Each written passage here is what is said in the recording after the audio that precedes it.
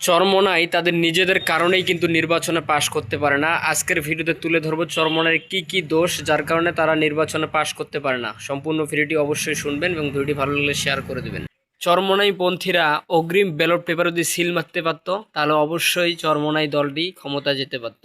চরমোনাই দল যদি মানুষদেরকে হুমকি দিতে পারতো যে অবশ্যই আমাদেরকে হাত পাকায় ভোট দিতে হবে, নইলে আপনাকে গুম করব, খুন করব, আপনার বাড়ি ঘর দুয়ার পোড়া দেবো, যদি এরকম হুমকি দিতে পারতো অবশ্যই ক্ষমতায় আসতে পারতো।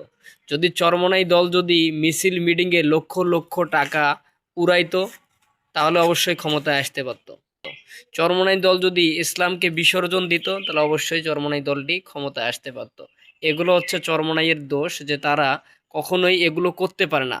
চাঁদা তুলতে পারে না, টেন্ডারবাজি করতে পারে না, দখলদারি করতে পারে না, মানুষদেরকে হুমকি দিতে পারে না, তো ব্যালট পেপারে অগ্রিম সিল মারতে পারে না। এই দোষগুলোর কারণে কিন্তু চরমোনাই কখনো আসতে পারে না।